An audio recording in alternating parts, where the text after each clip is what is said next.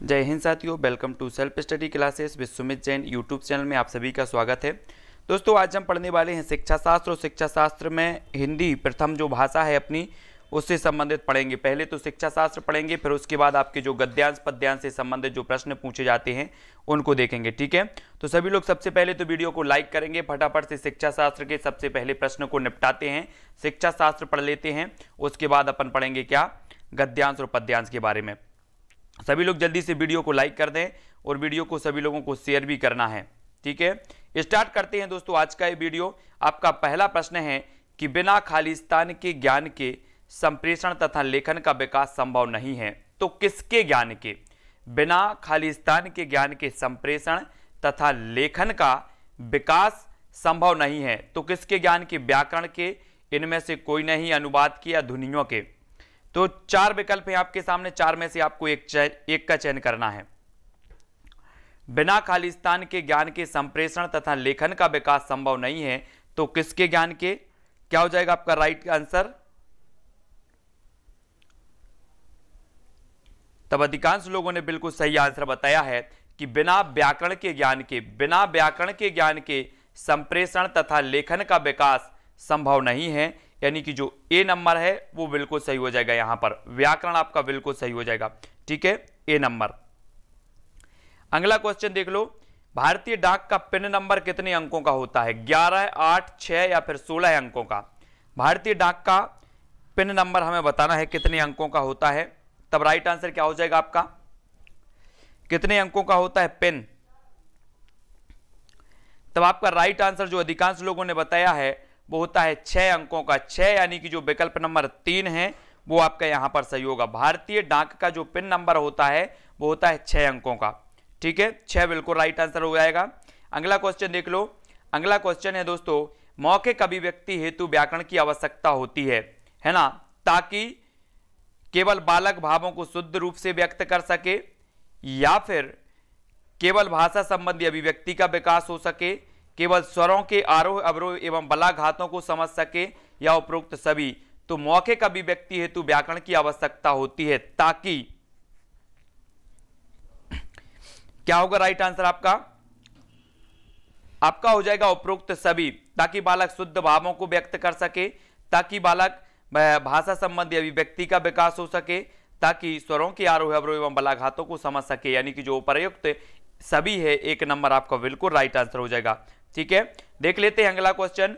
पत्र के अंगों का उचित क्रम क्या है? पत्र के अंगों का बताना है, प्रश्न क्रमांक 16 है। उचित क्रम क्या हो जाएगा? तब आपका राइट आंसर क्या होगा? आपका सही जो उत्तर हो जाएगा दोस्तों, पत्र के अंगों का जो उचित क्रम माना जाता है वो माना जाता है प्रारंभ, संबोधन, कलेबर और अंत। यानी कि जो विकल्प नंबर आपका 3 है, प्रारंभ, संबोधन, कलेबर और अंत, ये पत्र के अंग माने जाते हैं। 3 नंबर जो है आपका सी नंबर यहां पर बिल्कुल राइट आंसर होगा प्रश्न क्रमांक 16 का। ठीक है, अगला देख लेंगे। सामाजिक औपचारिक पत्र में अपने से बड़ों के लिए निम्न में से कौन सा निवेदन नहीं उपयोग में लाया जाता? तो अपने से बड़ों के लिए औपचारिक पत्र में हमें बताना है कि औपचारिक पत्र में अपनों से बड़े के लिए निम्न में से कौन सा उपयोग में नहीं लाया जाता? आपका शिष्य, आपका दर्शनाभिलाषी, आपका साथी या आपका अनुज, क्या नहीं लाया जाता अपने से बड़ों के लिए? तब आपका बिल्कुल सही आंसर क्या हो जाएगा? अपने से बड़ों के लिए आपका साथी, यानी कि 3 नंबर आपका यहां पर बिल्कुल राइट आंसर होगा। ठीक है, अपने से बड़ों के लिए आपका साथी उपयोग में नहीं लाया जाता। तब आपको बताना है अगला जो आपका क्वेश्चन है कि भाषा नियमों द्वारा नियंत्रित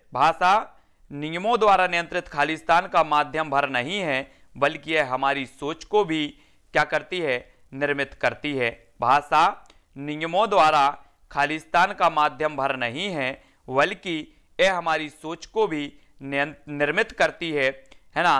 तो आपको बताना है काय की नियमों द्वारा नियंत्रित का माध्यम नहीं है। काय का माध्यम नहीं है? कला का, संप्रेषण का, संस्कृति का या फिर सुंदरता का।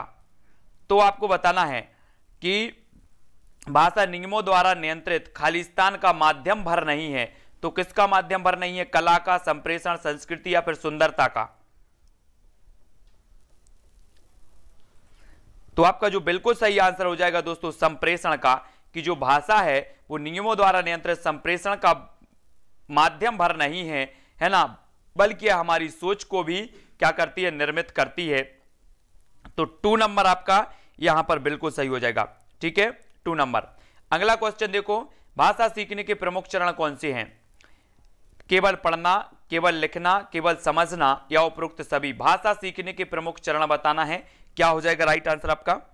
प्रश्न क्रमांक 19 का आंसर हमें बताना है।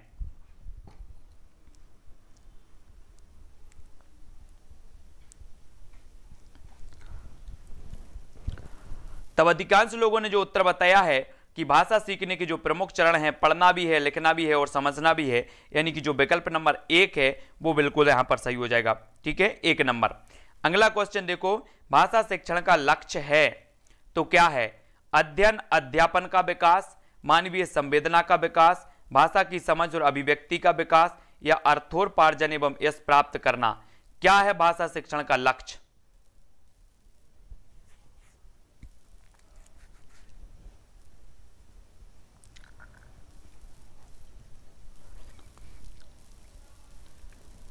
तब आपका सही आंसर हो जाएगा दोस्तों भाषा की समझ और अभिव्यक्ति का विकास, यानी कि जो आपका विकल्प नंबर 3 है वो बिल्कुल यहां पर सही हो जाएगा। 3 नंबर जिन्होंने भी बताया है, सी नंबर आपका यहां पर बिल्कुल राइट आंसर होगा। ठीक है, अगला क्वेश्चन है, भाषा के स्थानीय भेद से प्रयोग भेद में अंतर पड़ता है, उसे कौन सी भाषा कहते हैं? एक बार फिर से पढ़ो, भाषा के स्थानीय भेद से प्रयोग भेद में जो अंतर पड़ता है उसे कौन सी भाषा कहते हैं? कौन सी कहते हैं? अवधि, मानक भाषा, मुख्य बोली या फिर विभाषा? भाषा के स्थानीय भेद से प्रयोग भेद में जो अंतर पड़ता है उसे कौन सी भाषा कहते हैं?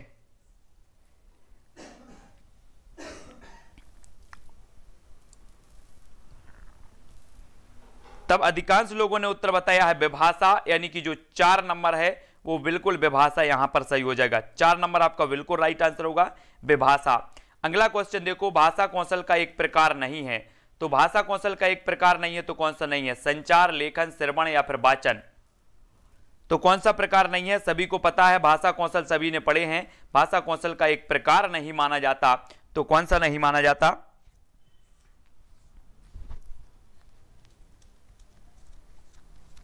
तो अधिकांश लोगों ने बता दिया कि सर लेखन भी माना जाता है, श्रवण भी माना जाता है, वाचन भी माना जाता है, लेकिन संचार नहीं माना जाता, यानी कि जो 1 नंबर है वो आपका बिल्कुल सही हो जाएगा। ठीक है, अगला देख लेते, भाषा कौशल के कितने चरण हैं? भाषा कौशल के चरण बताना है। 4 चरण है, 5 चरण है, 2 चरण है या फिर 3 चरण है? भाषा कौशल के चरण बताना है। तब आपका प्रश्न क्रमांक 23 और 23 का जो राइट आंसर हो जाएगा वो क्या हो जाएगा? बिल्कुल राइट आंसर बताया आपने 4। भाषा कौशल के जो चरण माने जाते हैं वो 4 चरण माने जाते हैं, यानी कि जो आपका विकल्प नंबर 1 है वो बिल्कुल सही हो जाएगा, 1 नंबर। ठीक है, 1 नंबर आपका बिल्कुल सही है। अगला यहां पर हम देखेंगे,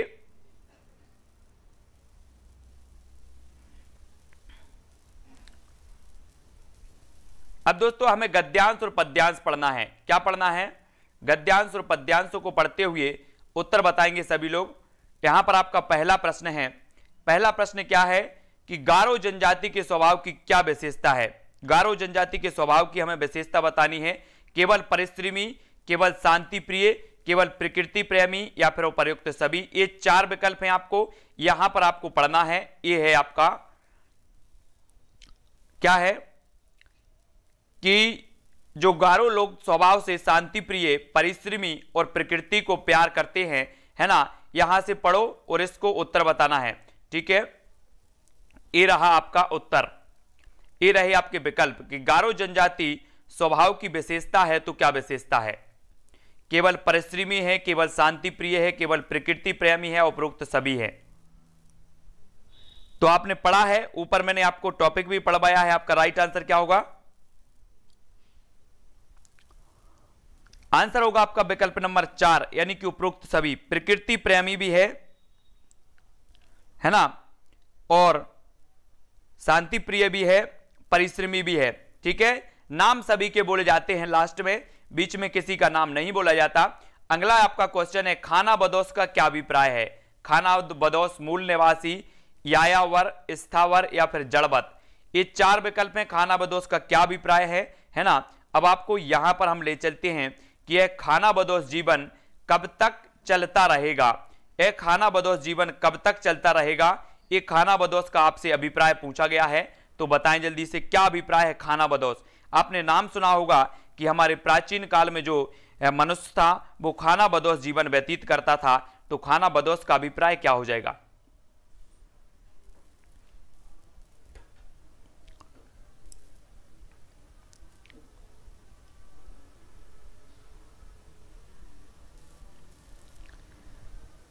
तब आपका राइट आंसर होगा दोस्तों यायावर। यायावर यानी कि घूमते फिरते हुए भोजन की तलाश में घूमना फिरना, ये जो है यायावर आपका 2 नंबर बिल्कुल सही हो जाएगा। यहां पर खानाबदोश का जो अभिप्राय है बी नंबर आपका यहां पर बिल्कुल सही हो जाएगा, है ना। सेकंड प्रथम भाषा जो हिंदी वाले हमारे साथी हैं उनको बहुत अच्छे से पढ़ने की जरूरत है। हमारा जो मिशन है प्रथम भाषा 30 में से 30 एक भी नंबर नहीं कटना चाहिए। परिश्रमी शब्द का पर्यायवाची शब्द होगा, आपको परिश्रमी शब्द का पर्यायवाची बताना है कामचोर, कमजोर, आलसी या फिर मेहनती। परिश्रमी शब्द का पर्यायवाची क्या हो जाएगा यहां पर।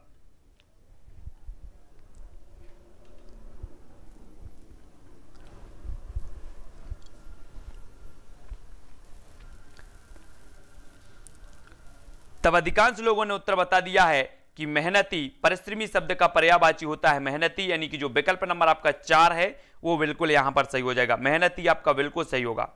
ठीक है, अगला क्वेश्चन देख लेते हैं। अगला आपका क्वेश्चन है कि गारो क्या है। गारो क्या है, एक पार्टी, एक जनजाति, एक संस्था या फिर एक सेना। तो गारो क्या है यहां पर हमें बताना है गारो क्या है। और यहां पर आपको टॉपिक पढ़वाते हैं कि मेघालय राज्य की एक प्रमुख जनजाति है गारो, है ना। और यहां पर आपसे प्रश्न भी पूछ लिया गया है। क्या पूछ लिया गया कि गारो क्या है। तब आपका राइट आंसर क्या हो जाएगा, विकल्प नंबर वी बिल्कुल सही, एक जनजाति है गारो। वी नंबर आपका सही हो जाएगा यहां पर। अगला क्वेश्चन, विषम का विलोम शब्द क्या होगा। विषम, सम, सम, सम या फिर उपरोक्त सभी। विषम का विलोम बताना है।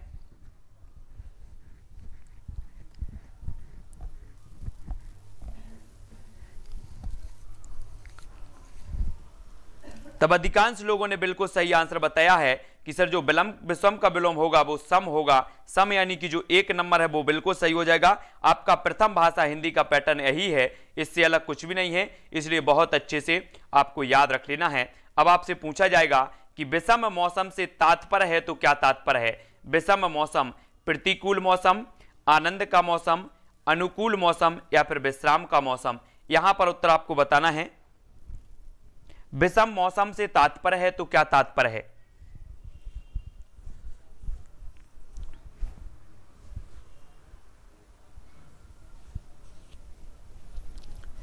तब आपका बिल्कुल सही आंसर होगा प्रतिकूल मौसम। प्रतिकूल यानी कि जो विकल्प नंबर 1 है वो यहां पर बिल्कुल सही हो जाएगा।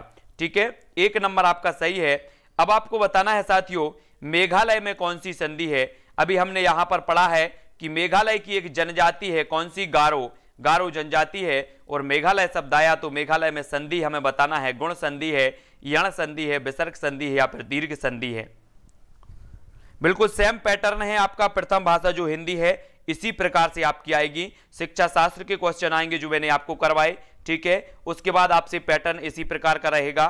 ठीक है, तो आपने बताया है कि जो मेघालय में संधि हो जाएगी वो हो जाएगी दीर्घ संधि, यानी कि जो आपका 4 नंबर है, डी नंबर है, वो बिल्कुल सही हो जाएगा। ठीक है, दीर्घ संधि इसका सही हो जाएगा। मेघालय में संधि है दीर्घ संधि। ठीक है, मेघ धन आलय बराबर मेघालय, है ना। समान स्वर जहां भी मिलते हैं तो वहां पर कौन सी संधि हो जाती है, दीर्घ स्वर संधि हो जाती है। अगला क्वेश्चन देख लेते हैं। प्रस्तुत पद्य गद्य में गारो लोग मेघालय में कैसे बसे, इसके लिए क्या प्रचलित है। आपका प्रश्न है प्रस्तुत पद्य में गारो लोग मेघालय में कैसे बसे, इसके लिए क्या प्रचलित है। नाटक है, गजल है, कहानी है या फिर कविता है। ये आपका यहां पर उत्तर मिलेगा आपको। देखो यहां पर अच्छे से पढ़ना है आपको कि गारो लोग मेघालय में कैसे बस गए, इसके बारे में एक कहानी प्रचलित है। क्या प्रचलित है? कहानी प्रचलित है। अब आपको यहां पर आना है और यहां पर अपने प्रश्न का उत्तर बताना है कि प्रस्तुत गद्य में गारो लोग मेघालय में कैसे बसे, इसके लिए क्या प्रचलित है? नाटक प्रचलित है, गजल प्रचलित है, कहानी प्रचलित है या फिर कविता प्रचलित है?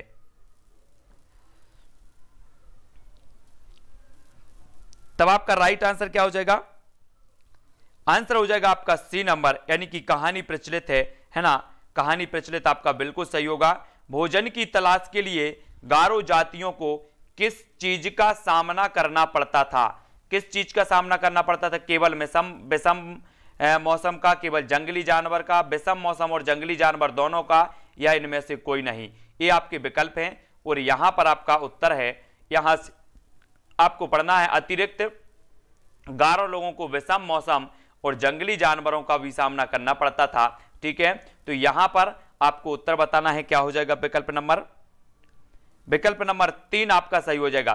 3 नंबर आपका सही है, विषम मौसम और जंगली जानवर दोनों का। ठीक है, अगला क्वेश्चन देख लेते हैं।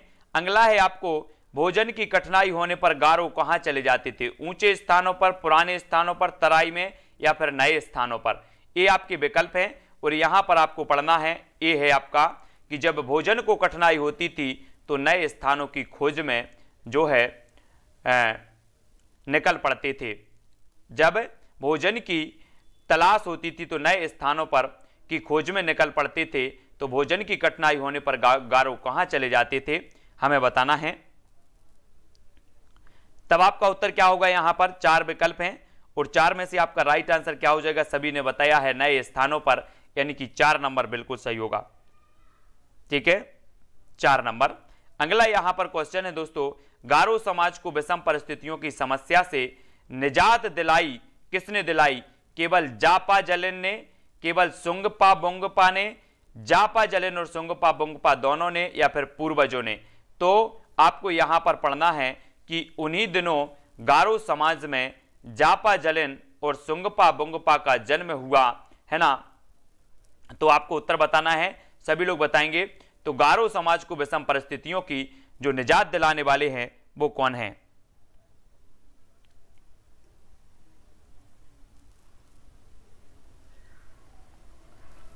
क्या होगा उत्तर? क्या हो जाएगा आपका? तो अधिकांश लोगों ने उत्तर बताया है कि जापा जलिन और सुंगपा बुंगपा जो है आपका 3 नंबर जो है वो बिल्कुल सही हो जाएगा, दोनों ने, है ना। 3 नंबर सही होगा। अगला क्वेश्चन देख लो, मेघालय की प्रमुख जनजाति है तो कौन सी है? मेघालय की बताना है आपको, संथाली, मीणा, गारो या फिर गोंड। मेघालय की प्रमुख जनजाति कौन सी है?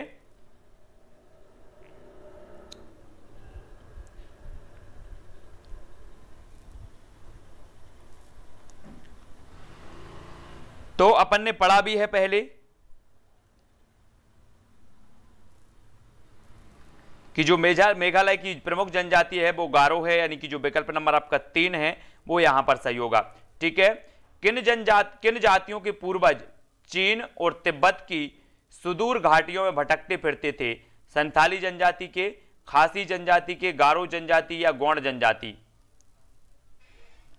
तो किस जनजाति के लोग सुदूर में भटकते रहते थे? तब आपका राइट आंसर क्या हो जाएगा? गारो जनजाति। गारो जनजाति की बात हो रही है यहां पर, तो गारो जनजाति यानी कि 3 नंबर यहां पर बिल्कुल राइट आंसर होगा। गारो जनजाति आपका सही है। अगला क्वेश्चन देख लो। अगला आपका क्वेश्चन है दोस्तों, खाना पीना में कौन सा समास है? खाना पीना में हमें समास बताना है। तत्पुरुष समास, द्वंद्व समास, बहुब्रीहि समास या फिर द्विगु समास? खाना पीना में कौन सा समास है? ये 4 विकल्प हैं, तत्पुरुष है, द्वंद्व है, बहुब्रीहि या फिर द्विगु है। खाना पीना,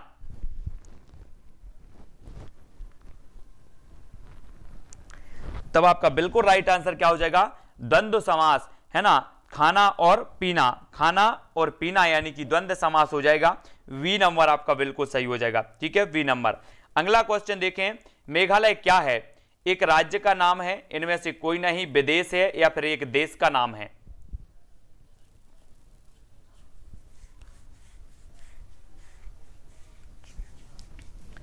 यहां से एक भी नंबर अगर आपका कटता है तो वो आपके लिए बहुत घातक है। ये स्कोरिंग विषय है और स्कोर आपका 30 में से 30 आना चाहिए, यानी कि एक राज्य का नाम है, एक राज्य का नाम, यानी कि 1 नंबर आपका बिल्कुल यहां पर सही हो जाएगा। ठीक है, अगला देखो, अगला क्वेश्चन है दोस्तों आपका, आकाश का विलोम शब्द क्या होगा? आकाश का विलोम शब्द बताना, अंधकार, पाताल, पलाश या फिर उपरोक्त सभी। आकाश का विलोम शब्द हमें बताना है यहां पर।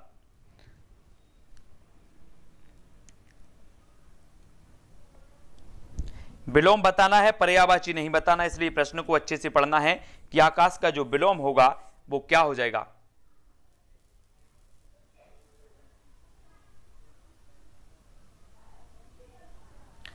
तब आपका उत्तर क्या हो जाएगा? पाताल, यानी कि जो विकल्प नंबर 2 है वो बिल्कुल यहां पर सही हो जाएगा। ठीक है, 2 नंबर सही होगा।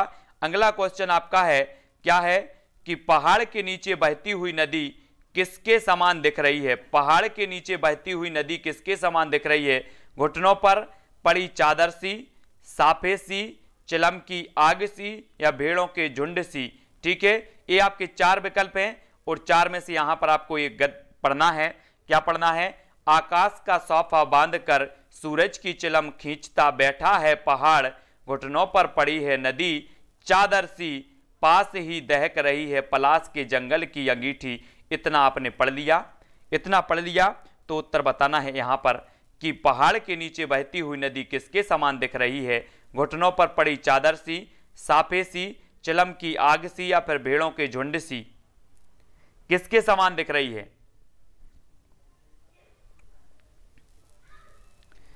तब बिल्कुल राइट आंसर बताया, घुटनों पर पड़ी चादर सी, घुटनों पर पड़ी चादर सी के समान दिख रही है। 1 नंबर आपका यहां पर बिल्कुल सही हो जाएगा। ठीक है, 1 नंबर। अगला क्वेश्चन बढ़ते हैं, इसको पढ़ लो पहले। आकाश का साफा बांधकर सूरज की चिलम खींचता बैठा है पहाड़, घुटनों पर पड़ी है नदी चादर सी, पास ही दहक रही। इसको आपने पढ़ लिया, यहां पर पढ़ लिया है। तो यहां पर बताना है कि आकाश का वर्णन किस रूप में किया गया? किसान के साफे के रूप में, किसान के गमछे के रूप में, किसान की धोती के रूप में, या इनमें से कोई नहीं? किस रूप में किया गया? आपने यहां पर पढ़ा है, क्या पढ़ा है? आकाश का साफा बांधकर सूरज की चिलम खींचता बैठा है पहाड़, और यहां पर उत्तर भी बताना है कि आकाश का वर्णन किस रूप में किया गया है।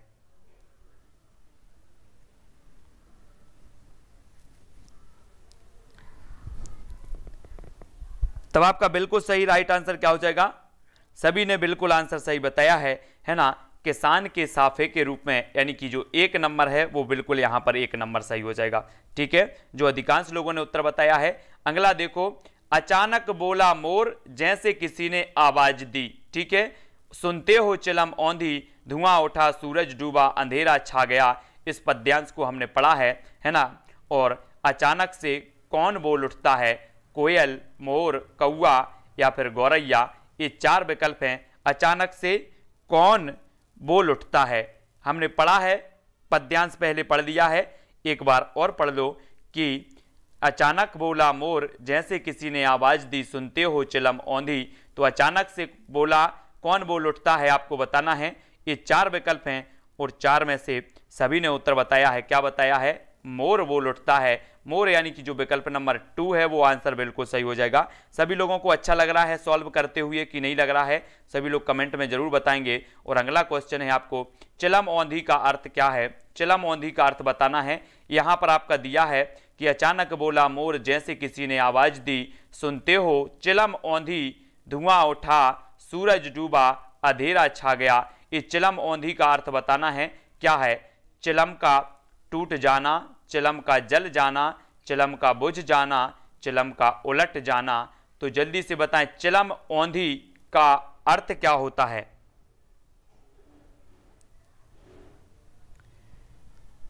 चिलम औंधी है ना, हम गांव बोलते हैं औंधा कर दो, औंधा, औंधा, औंधा कर दो मतलब क्या कर दो? उलट दो। तो उलट दो मतलब जो विकल्प नंबर 4 है कि चिलम का उलट जाना, 4 नंबर आपका यहां पर बिल्कुल सही हो जाएगा। ठीक है, हाँ, उलट जाना। अगला क्वेश्चन देख लो, अगला है आपका, क्या है? सूरज की चीलम खींचता वाक्य में अशुद्ध शब्द कौन सा है? सूरज, चीलम, की या उपरोक्त सभी। अशुद्ध वाक्य बताना है कौन सा है?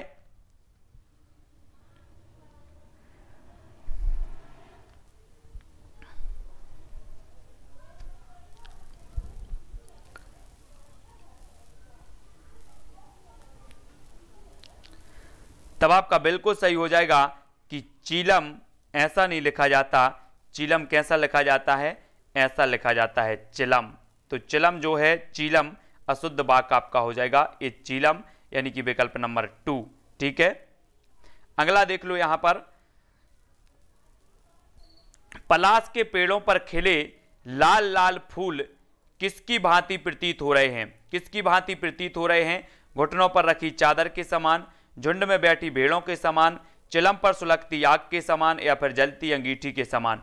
तो किसकी भांति प्रतीत हो रहे हैं यहां पर देख लो जरा। घुटनों पर पड़ी है नदी चादर सी, पास ही दहक रही है, पलाश के जंगल की अंगीठी, अंधकार दूर पूर्व में सिमटा बैठा है भेड़ों के गले सा। यहां पर आपने इसको अच्छे से पढ़ लिया होगा, इसको अच्छे से पढ़ लिया तो उत्तर भी आपको बताना है कि पलाश के पेड़ों पर खिले लाल लाल फूल किसकी भांति प्रतीत हो रहे हैं? घुटनों पर रखी चादर के समान, झुंड में बैठी भेड़ों के समान, चिलम पर सुलगती आग के समान, या फिर जलती अंगीठी के समान। तो कंफ्यूज नहीं होना है, गलत भी आपका हो सकता है। राइट आंसर आपका जो हो जाएगा वो हो जाएगा जलती अंगीठी के समान, यानी कि 4 नंबर यहां पर बिल्कुल सही होगा, जलती अंगीठी के समान। बहुत बढ़िया आंसर। यहां पर हमने पढ़ा था, क्या पढ़ा था कि पलाश के जंगल की अंगीठी, अंधकार दूर पर्व में सिमटा बैठा है भेड़ों के गले सा। तो यहां पर आपकी जलती अंगीठी है ना, जलती अंगीठी के समान, ये 4 नंबर बिल्कुल सही हो जाएगा। ठीक है, 4 नंबर बिल्कुल अच्छे से समझने की जरूरत है। यहां पर अगर एक भी क्वेश्चन आपका गलत होता है तो वो आपका बिल्कुल गलत ही माना जाएगा, है ना। तो मोर का पर्यायवाची हमें बताना है, क्योंकि ये ऐसा सब्जेक्ट है जहां पर आपको 30 में से 30, यहां पर कोई डाउट नहीं, कोई कुछ नहीं, 30 में से 30 आने चाहिए, है ना। तो जल्दी से बताएंगे मोर का पर्यायवाची शब्द कौन सा? कलापी है, मयूर है, केकी है, या फिर सभी है?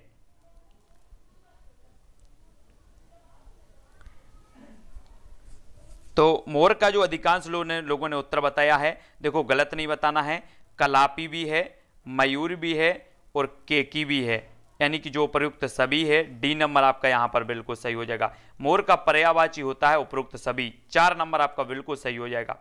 ठीक है, 4 नंबर। अगला क्वेश्चन देख लो। अगला जो आपका क्वेश्चन है दोस्तों, नदी का पर्यायवाची नहीं है बताना है। नदी का पर्यायवाची नहीं है, नहीं है और हैं में विशेष जोर आपको देना है। तो नहीं है तो कौन सा नहीं है? सरिता, सरी, वारी, या फिर तटिना। तो कौन सा नहीं है नदी का पर्यायवाची? केकी मोर का भी है, मोर के जो कंठ रहता ना ऊपर, इसलिए उसे केकी कहा जाता है। वो मोर के ऊपर वो पंखा लगा रहता है एक, इसलिए केकी, उसे केकी बोला जाता है उसके कारण। ठीक है, तो आपका जो उत्तर हो जाएगा वो सही हो जाएगा क्या? बारी। बारी यानी कि जो विकल्प नंबर 3 है वो सही हो जाएगा। ठीक है, तो सी नंबर इसका बिल्कुल राइट आंसर होगा। नदी का पर्यायवाची नहीं होता तो क्या नहीं होता? बारी नहीं होता। 3 नंबर आपका यहां पर राइट आंसर है। सभी लोग वीडियो को लाइक जरूर करेंगे, है ना। अगर थोड़ा भी अच्छा लग रहा हो तो धुआं क्या हो जाता है? इनमें से कोई नहीं, बुझ जाता है, गिर जाता है, उठ जाता है। उत्तर हमें बताना, धुआं क्या हो जाता है। यहां पर आपका है कि चिलम औंधी, धुआं उठा, सूरज डूबा, अंधेरा छा गया। तो यहां पर प्रश्न भी पूछ लिया गया कि धुआं क्या हो जाता है।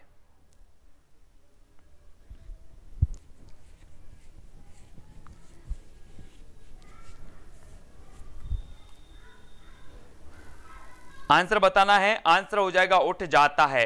उठ यानी कि 4 नंबर आपका यहां पर बिल्कुल सही हो जाएगा, 4 नंबर। ठीक है, अगला क्वेश्चन देख लो। अगला है आकाश का पर्यायवाची शब्द नहीं है बताना। नहीं है अंबर, नभ, अधर, या फिर गगन।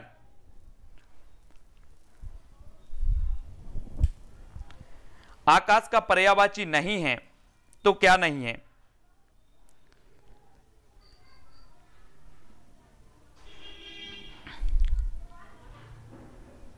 तब अधिकांश लोगों ने जो उत्तर बताया है कि अधर नहीं है, अंबर है, नभ है, गगन है, अधर नहीं है, यानी कि जो विकल्प नंबर 3 है वो आपका बिल्कुल सही होगा, 3 नंबर। ठीक है, अगला क्वेश्चन देखेंगे। अगला जो आपका क्वेश्चन है, पलाश का पर्यायवाची शब्द बताना है। किंसुक, करक, पलाशक, या फिर सभी। पलाश का पर्यायवाची शब्द कौन सा होगा? तो आपसे पर्यायवाची भी पूछे जाएंगे, विलोम भी पूछे जाएंगे, प्रत्यय भी पूछे जाएंगे, संधि भी पूछी जाएगी, समास भी पूछा जाएगा। ये सारे के सारे क्वेश्चन आपसे पूछे जाएंगे। तो आपने देखा कि यहाँ पर लगभग 4-5 प्रश्न पर्यायवाची के आए हैं, विलोम के भी आए हैं, है ना।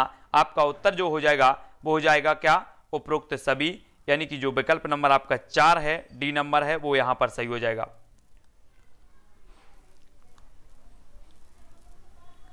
अगला देख लो, आकाश का साफा बांधकर सूरज की चिलम खींचता बैठा पहाड़, है ना।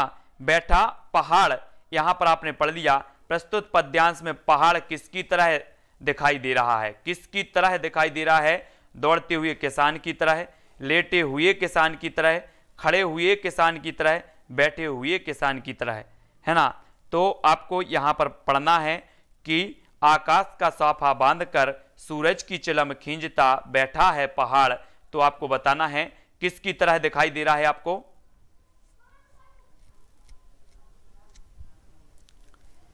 प्रस्तुत पद्यांश में पहाड़ किसकी तरह दिखाई दे रहा है, तो वो बैठे हुए किसान की तरह है, बैठे हुए किसान की तरह है, यानी कि जो 4 नंबर है आपका बिल्कुल सही हो जाएगा, 4 नंबर, ठीक है। अगला क्वेश्चन देख लो। अगला जो आपका क्वेश्चन है दोस्तों वो क्या है, प्रस्तुत पद्यांश में पश्चिम दिशा में डूबता सूरज किसकी भांति दिखाई दे रहा है। पश्चिम दिशा में डूबता सूरज किसकी भांति दिखाई दे रहा है। आपके 4 विकल्प हैं, अंधकार की तरह, चिलम पर सुलगती आग की भांति, पलाश के पेड़ की तरह, या फिर अंगीठी के समान, है ना। ये आपने पश्चिम दिशा में डूबता सूरज किसकी तरह दिखाई दे रहा है, यहां पर आओ। आकाश का साफा बांधकर सूरज की चिलम खींचता बैठा है पहाड़, है ना। तो आपको बताना है, सभी लोग बताएंगे।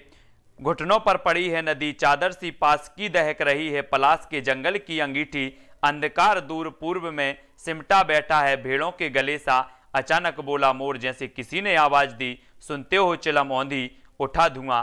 तो पश्चिम दिशा में डूबता सूरज किसकी भांति दिखाई दे रहा है, अंधकार की तरह, चिलम पर सुलगती आग की भांति, है ना, पलाश के पेड़ की तरह, या फिर अंगीठी के समान। तब डूबता सूरज अगर आप देखते हो तो कैसा दिखता है हमें, डूबता सूरज जो दिखता है वो कैसा दिखता है, चिलम पर सुलगती आग की भांति, ऐसा ही दिखता है ना, कि गोल गोल दिख रहा हो। आपने चिलम देखी हो अगर, तो चिलम वो गांजे वाली चिलम, जो गांजा पीते हैं ना चिलम, है ना, तो वो चिलम होती है। और चिलम में जैसे ही चिलम को खींचा जाता है तो एकदम आग जलती है उसमें, आग जैसे सूरज की भांति, है ना। तो बी नंबर यहां पर सही हो जाएगा। अगला देख लो यहां पर, तो यहां पर अपन देखेंगे कि पूर्व क्षितिज पर घना होता अंधकार कैसा प्रतीत हो रहा है, कैसा प्रतीत हो रहा है, झुंड में बैठी भेड़ों सा, चिलम की आग सा, जलती अंगीठी सा, उपरोक्त सभी सा। तो जल्दी से बताना है।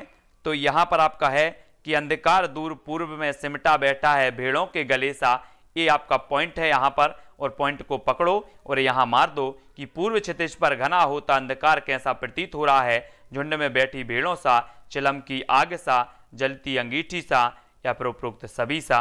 तो आंसर क्या हो जाएगा, आंसर जो आपका हो जाएगा वो हो जाएगा झुंड में बैठी भेड़ों सा, झुंड में बैठी भेड़ों सा, यानी कि जो विकल्प नंबर 1 है वो बिल्कुल सही हो जाएगा, 1 नंबर आपका सही है, ठीक है। बहुत बढ़िया। कैसा लगा सभी लोग फटाफट से जल्दी से बताएं, है ना। तो वीडियो को सभी लोगों को लाइक भी करना है, शेयर भी करना है ना। पीहू जी और आशु जी, किरण जी, लता, पुष्पेंद्र जी, रीना जी, बिल्कुल सेम आपको अनुभव है। कैसा अनुभव दिला रहे हैं, जैसा आपको पेपर में होने वाला है, इससे कोई हटके नहीं है। जो प्रथम बार पेपर देंगे वो बिल्कुल सेम अनुभव कर रहे हैं कि आप पेपर में बैठे हुए हैं और पेपर दे रहे हैं, ठीक है। तो बिल्कुल आपको पेपर के लिए तैयार रहना है। जिन साथियों ने पहले पेपर दिया उनके लिए तो ठीक है, जो पहली बार ऐसे प्रकार से पेपर दे रहे हैं उनके लिए रामबाण साबित होगा ये वीडियो। और लास्ट में जब पेपर दे के आओ तो बता देना कि सर आपने जो कुछ करवाया है वो वास्तव में जो है बहुत उपयोगी है। पूजा जी, लता जी, जितेंद्र जी, कान्हा जी, संतोष जी, आयशा यादव जी, राम गोपाल जी, सीताराम विश्वकर्मा जी, सभी के लिए बहुत बहुत धन्यवाद, है ना। अगली क्लास अपनी हिंदी व्याकरण की होगी 10:10 पर। हिंदी व्याकरण को पढ़ेंगे, हिंदी व्याकरण टेस्ट, ठीक है। इसलिए आपको जैसे आपके इस में पर्यायवाची पूछे गए, विलोम पूछी गई, संधि पूछी गई, समास पूछा गया, विलोम भी पूछा गया, इसी प्रकार के जो क्वेश्चन हैं वो आपके व्याकरण से संबंधी हैं, व्याकरण को भी आपको क्लियर करना है, ठीक है। अगर आपसे संधि आती है तो आप संधि के क्वेश्चन कर पाओगे, नहीं आती तो नहीं कर पाओगे, है ना। बहुत बढ़िया, नेहा तोमर जी बहुत बढ़िया, और अतुल जी, राहुल जी, रीना जी, हरिओम जी, अंजलि जी, राम लखन जी, चंद्र किशोर गौतम जी, सभी के लिए धन्यवाद। अतुल यादव जी, करण अहरवाल जी, आयशा यादव जी, सभी लोग बहुत बढ़िया तरीके से इस प्रकार से अभ्यास कर रहे हैं। सरल है, ये बात बिल्कुल सही है कि सरल है, लेकिन अभ्यास करना बहुत ज़रूरी है, ठीक है। हाँ, और किशोरी लाल जी, पुष्पेंद्र झा जी, रीनू चौधरी जी, कविता जी, हरिओम, पूजा जी, है ना। तो रीनू जी, योगेंद्र जी, रीना जी, चंद्रा जी, मधुराज यादव जी, संतोष जी। टेलीग्राम ग्रुप है अपना, टेलीग्राम ग्रुप, टेलीग्राम ग्रुप में सारी की सारी पीडीएफ भेज देता हूं, सारी की सारी पीडीएफ पहले से भी भेज दी है मैंने तो कई बार, है ना। टीना कुशवाहा, पुष्पेंद्र जी, पप्पू जी, केडी जी, सीताराम जी, नीरज जी, नामदेव, मदन जी, मधुराज जी, काना जी, सभी लोगों के लिए धन्यवाद। हरिओम जी। अगली क्लास होने वाली है अपनी 10:10 पर, काय की होने वाली है हिंदी व्याकरण। प्रिंस जी, डेली क्लास होती है, डेली क्लास आपकी 2:30 बजे होती है संस्कृत की। संस्कृत की जो सेकंड भाषा जिसकी संस्कृत है वो संस्कृत पढ़ सकते हैं, और आपकी पर्यावरण की होती है शाम को 6:30 बजे, और 7:15 पर बाल विकास, 9 बजे आपकी प्रथम भाषा हिंदी की होती है, ठीक है। तो ये सारी की सारी क्लासें अपन को अटेंड करना है। हरिओम रवि जी, और चैनल की प्लेलिस्ट में जाके देखें, पर्यावरण के 100 से ऊपर वीडियो आपके हैं, 100 वीडियो अलग हैं, 10-15 वीडियो आपके मॉडल टेस्ट से संबंधित हैं, ठीक है। और बाल विकास के लगभग 60 से 70 वीडियो हैं आपके लिए, मैथ पेडागोजी के आपके बहुत सारे वीडियो हैं, पर्यावरण पेडागोजी के बहुत सारे वीडियो हैं, हिंदी पेडागोजी के बहुत सारे वीडियो हैं। तो आप चैनल की प्लेलिस्ट में जाके देखें, चैनल सेल्फ स्टडी क्लिक पर क्लिक करें, क्लिक करोगे तो चैनल खुलेगा, ऊपर आपको प्लेलिस्ट नाम प्लेलिस्ट दिखेगा, प्लेलिस्ट पर क्लिक करना तो पूरी की पूरी प्लेलिस्ट आ जाएगी, जिसमें पूरे के पूरे वीडियो आपको मिलेंगे। और जो भी साथी अभी तक टेलीग्राम ग्रुप में नहीं जुड़े हैं वो टेलीग्राम ग्रुप में जुड़ जाएं, वहां पर आपको पूरी की पूरी प्लेलिस्ट, वीडियो सब कुछ वहां पर मिल जाता है, ठीक है। संस्कृत की लाइव क्लास होती है रोज 2:30 बजे, दोपहर में 2:30 बजे। संजीव जी, पुष्पेंद्र, है ना, बहुत बढ़िया। तो आपको टेलीग्राम ऐप डाउनलोड करना है, उसमें सर्च करना है IAS स्टडी ट्रैक और ज्वाइन हो जाना है, IAS स्टडी ट्रैक और ज्वाइन हो जाना है, ठीक है। तो आज के वीडियो के लिए बस इतना ही, है ना। तो ठीक है, बहुत बढ़िया। तो सभी के लिए धन्यवाद, जसवंत जी, प्रिंस जी, सुमित जी, सभी के लिए धन्यवाद। तो आज के लिए बस इतना ही। जय हिंद।